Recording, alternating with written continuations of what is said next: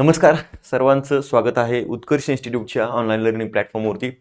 बघा, महाराष्ट्रामधील तमाम ज्या काही महानगरपालिका आहेत त्या एकूण महानगरपालिकांच्या एक जाहिराती यायला सुरुवात झालेली आहे। मी तुम्हाला यापूर्वी म्हटलं होतं की महाराष्ट्रातल्या सगळ्या महानगरपालिकांच्या जाहिराती या येणार आहेत आणि त्याच्यामध्ये आता नुकतीच या ठिकाणी कल्याण डोंबिवलीची म्हणजे होते आहे। कल्याण डोंबिवलीची, त्याच्यानंतर ठाणे महानगरपालिका, आता मीरा भाईंदर महानगरपालिकेची सुद्धा जाहिरात ही आलेली आहे आणि त्या जाहिरातीमध्ये एकूण पदसंख्या किती आहे, जागा कोणत्या आहेत, त्याचबरोबरीनं या ठिकाणी त्याची वयोमर्यादा काय आहे, अभ्यासक्रम काय आहे, ही सगळी इत्थंभूत माहिती आणि फॉर्म भरण्याची प्रक्रिया कधी राबवली जाणार आहे याबाबतची माहिती आजच्या या व्हिडिओच्या माध्यमातून मी देण्यासाठी समोर आलेलो आहे। चॅनलवरती नवीन असाल तर चॅनलला सबस्क्राईब करा।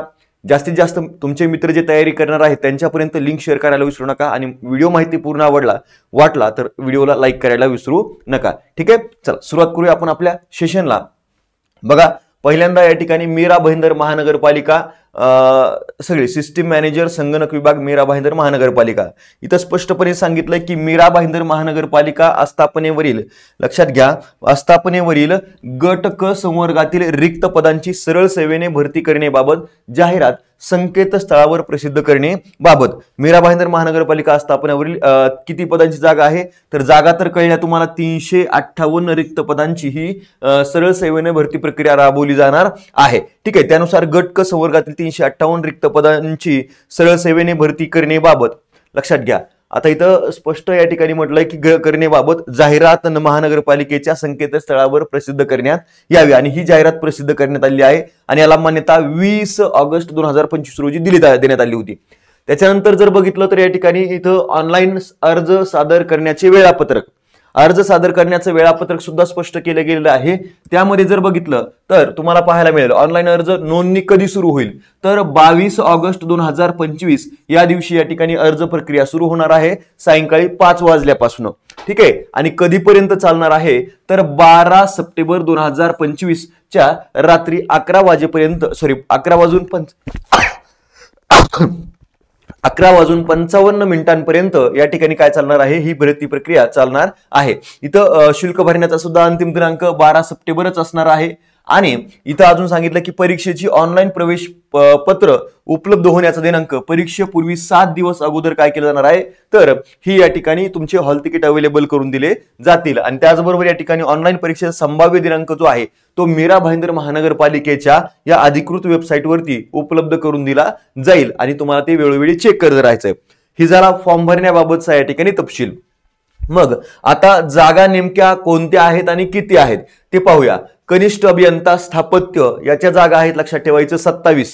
ठीक आहे, बाकी इथं पे स्केल वगैरे तुम्हाला मी सांगत नाही, फक्त जागा सांगतो की कनिष्ठ अभियंता स्थापत्याच्या 27 आहेत, कनिष्ठ अभियंता मेकॅनिकलच्या 2 आहेत, कनिष्ठ अभियंता विद्युतच्या 1 आहे, त्याच्यानंतर लिपिक टंकलेखकच्या 3 आहेत, नंतर या ठिकाणी आहेत लक्षात ठेवा सर्वेक्षकचे आहेत 2, नळ कारागीर ज्याला आपण प्लंबर म्हणतोय त्याच्या 2 आहेत, फिटरच्या 1 आहेत आणि मिस्त्रीच्या 2 आहेत। ठीक आहे, त्याच्यानंतर पंप चालकच्या 7 आहेत, अनुरेखकच्या 1 आहे, वीज तंत्री ज्याला आपण इलेक्ट्रिशियन असं म्हणतोय त्याच्या या ठिकाणी 1 जागा आहे, नंतर कनिष्ठ अभियंता सॉफ्टवेअर किंवा संगणक प्रोग्रामर असं या ठिकाणी म्हटलंय 1 जागा आहे, नंतर या ठिकाणी स्वच्छता निरीक्षक या पदाच्या 5 जागा आहेत, लक्षात घ्या। ठीक आहे, नंतर आहे चालक किंवा यंत्रचालक या ठिकाणी 14 जागा आहेत, नंतर या ठिकाणी सहाय्यक अग्निशमन केंद्र अधिकारी 6 जागा, अग्निशामक या ठिकाणी 241 जागा आहेत आणि त्या ठिकाणी उद्यान अधीक्षक जर बघितलं तर 3 जागा, त्याच्यानंतर या ठिकाणी लेखापालचे किती आहेत 5, डायलिसिस तंत्रज्ञ 3 आहेत, बालवाडी शिक्षिका या ठिकाणी जर बघितल्या 4 जागा आहेत, नंतर जीएनएम परिचारिका किंवा अधिपरिचारिका ज्याला आपण म्हणतोय जीएनएमच्या या स्टाफ नर्सच्या जागा इथं 5 जागा आहेत, नंतर या ठिकाणी प्रसविका याला आपण एएनएम म्हणतोय ऑक्झिलरी नर्स मिडवाईफ अशा या ठिकाणी 12 जागा आहेत एएनएमच्या। ठीक आहे, त्याच्यानंतर औषध निर्माता किंवा औषध निर्माण अधिकारी फार्मासिस्टच्या ज्या जागा आहेत त्या 5 जागा या ठिकाणी तुम्हाला पाहायला मिळत आहेत, नंतर लेखा परीक्षकच्या या ठिकाणी 1 जागा आहे, सहाय्यक विधी अधिकारीच्या या ठिकाणी 2 आहेत, तारतंत्री वायरमन ज्याला आपण म्हणतो त्याची 1 आहे, ग्रंथपालच्या सुद्धा इथं 1 जागा आहे। अशा एकूण 358 जागा वेगवेगळ्या पदांसाठी इथं या महानगरपालिकेमध्ये काय करण्यात आल्या आहेत, देण्यात आलेल्या आहेत। ठीक आहे, चला त्याच्यानंतर जर बघितलं तर या ठिकाणी इथं ऑनलाईन परीक्षा शुल्क किती असणार आहे, ओपन साठी 1000 रुपये आणि मागास किंवा अनाथ प्रवर्ग जे आहेत त्यांना या ठिकाणी 900 रुपये आणि माजी सैनिकांना शुल्क हा माफ राहणार आहे, अशा प्रकारे या ठिकाणी सांगितलं गेलंय. त्याच्यानंतर जर बघितलं वयोमर्यादा, कमीत कमी किती वय असलं पाहिजे, तर 18 वर्ष असलं पाहिजे सगळ्यांनाच.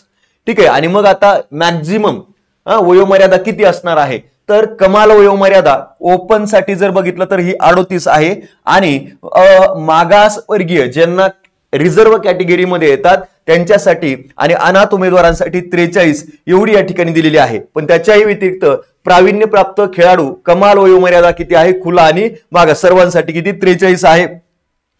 त्याच्यानंतर माजी सैनिक जर बघितले तर इथं या ठिकाणी खुला प्रवर्ग सशस्त्र दलात सेवा दिलेल्या सेवे इतका कालावधी अधिक वर्ष 3 एवढ्या या ठिकाणी त्यांच्यासाठी असेल. मागासवर्गीय सशस्त्र झालेल्या सेवे इतका कालावधी 3 म्हणजे सगळ्यांसाठी 3 वर्ष पूर्ण, म्हणजे जेवढी सेवा झाली त्याच्यामध्ये सुद्धा 3 वर्ष वाढून इथं दिले जात असतात.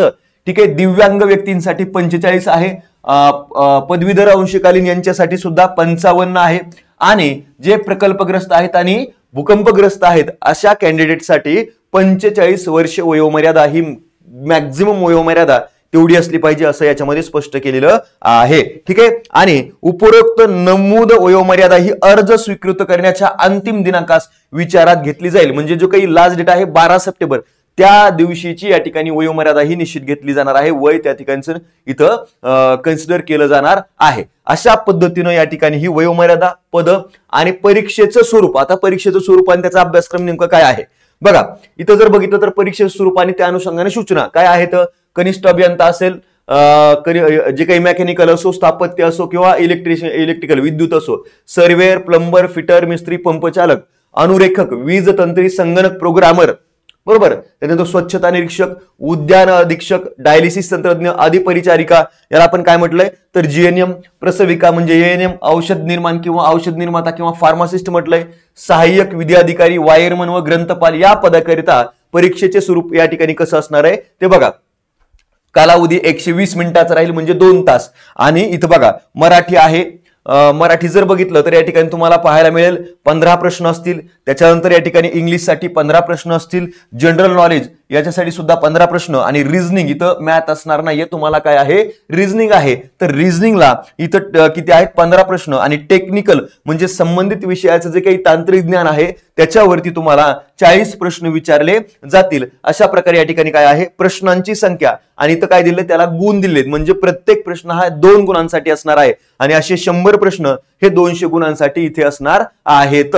ठीक आहे. चला हे झालं या ठिकाणी इथं कोणत्या या पदांसाठी. त्याच्यानंतर इतर जे पद आहेत बघा, लेखापाल व लेखा परीक्षक या पदाकरिता परीक्षेचे स्वरूप गुणांकनाची पद्धत कशी असणार आहे. ऑब्विसली परीक्षेचा कालावधी 2 तास असणार आहे, 120 मिनिटं. मराठी, इंग्लिश, जनरल नॉलेज आणि रिझनिंग ते सुद्धा या ठिकाणी इथं सुद्धा ऍज इट इज असणार आहे 15-15-15 आणि सब्जेक्ट रिलेटेड नॉलेज हे 40 प्रश्नांसाठी असणार आहे. ठीक आहे. त्याच्यानंतर या ठिकाणी आपण म्हटलं चालक, यंत्रचालक, सहाय्यक अग्निशमन केंद्र अधिकारी, अग्निशामक या पदाकरिता परीक्षेचे स्वरूप या ठिकाणी 60 मिनिटाचा कालावधी असणार आहे परीक्षेसाठी. आणि यामध्ये मराठी जर बघितलं तर 7 प्रश्न, इंग्लिशचे 8 प्रश्न, त्याच्यानंतर या ठिकाणी जनरल नॉलेजचे 7 प्रश्न आणि रिझनिंगचे इथं किती असणार आहे तर 8 प्रश्न. लक्षात ठेवा इथं जर बघितलं तर 7, 8, 7, 8 हे झाले एकूण किती 30 आणि इथं 20 आहे टेक्निकल म्हणजे टेक्निकल सब्जेक्ट जो आहे त्याचे एकूण 20 प्रश्न. अशा एकूण 50 प्रश्नांचा हा जो काही तपशील आहे 100 मार्कासाठी असणार आहे. कोणत्या पदासाठी चालक, यंत्रचालक, सहाय्यक अग्निशमन केंद्र अधिकारी, अग्निशामक या पदाकरिता अशा प्रकारे हा अभ्यासक्रम इथे असणार आहे. ठीक आहे. चला त्याच्यानंतर जर बघितलं तर अग्निशमन पदांसाठी 100 गुणांची स्वतंत्र मैदानी चाचणी सुद्धा घेतली जाईल. आणि त्याच्यानंतर या ठिकाणी 4था आहे की लिपिक, टंकलेखक व बालवाडी शिक्षिका या पदाकरिता परीक्षेचं स्वरूप कसं असेल 120 मिनिटं. त्याच्यानंतर या ठिकाणी जर बघितलं मराठी, इंग्लिश, जनरल नॉलेज आणि रिझनिंग हे प्रत्येकी 25-25 प्रश्न असणार आहेत आणि यांना टेक्निकल सब्जेक्ट नाही. ठीक आहे. आणि 100 प्रश्न 200 गुणांसाठी अशा पद्धतीने या ठिकाणी या 2 पदांसाठी लिपिक, टंकलेखक आणि बालवाडी शिक्षिका यांना टेक्निकल विषय असणार नाहीये, यांना 25-25-25चा पॅटर्न असणार आहे जो इतर परीक्षांमध्ये असलेला तुम्हाला पाहायला मिळतो आहे. ठीक आहे. अशा पद्धतीने एकंदरीतरित्या ही मीरा भाईंदर महानगरपालिकेची जाहिरात प्रसिद्ध झाली आहे आणि याच्यामधल्या टेक्निकल, नॉन टेक्निकल ज्या काही पदं आहेत त्याच्यासाठी आपल्याकडे बॅचेस आहेत. त्यामध्ये ANM असेल, त्याच्यानंतर GNM आहे, नंतर या ठिकाणी फार्मासिस्ट आहे. ठीक आहे, फार्मासिस्ट या सगळ्या पदांसाठी काय आहे तर या ठिकाणी हा आपल्याकडे बॅचेस अवेलेबल आहेत. त्याचबरोबर या ठिकाणी आपण बाकीचे सुद्धा लवकरच इथं काय करणार आहोत, सुरू करणार आहोत. ठीक आहे, सो जे विद्यार्थी तयारी करतात त्याचबरोबर या ठिकाणी हे आहे बालवाडी शिक्षिका या पदाची बॅच आहे. त्याच्यानंतर या ठिकाणी लिपिक टंक लेखक या पदाच्या या ठिकाणी आपल्याकडे बॅचेस अवेलेबल आहेत. जे विद्यार्थी तयारी करतायत त्यांनी निश्चितपणे काय करायचं आहे तर लवकरात लवकर या ठिकाणी तयारी करत असताना आपल्या अभ्यासाला वेळ देणं गरजेचं आहे आणि वेग सुद्धा देणं गरजेचं आहे. जास्त वेळ इथं मिळत नसतो. सो तुम्ही ही लाईव्ह प्लस रेकॉर्डेड फॉर्म मध्ये असणारी बॅच जॉईन करून घेऊ शकता. याच्यामध्ये नोट्सही मिळतील आणि टेस्ट सिरीज सुद्धा तुम्हाला उपलब्ध करून दिल्या जात आहेत. त्यामुळे लवकरात लवकर बॅच जॉईन करून घ्या आणि पुढे अभ्यासाला वेग द्यायला हरकत नाहीये. ठीक आहे, मग आजच्या सेशनच्या माध्यमातून या ठिकाणी सेवेला विराम देतो. व्हिडिओ आवडला असेल तयारी करणाऱ्या मित्रांपर्यंत शेअर करा आणि लाईक करायला तर विसरू नका. Thank you so much. All the best all of you. Thank you.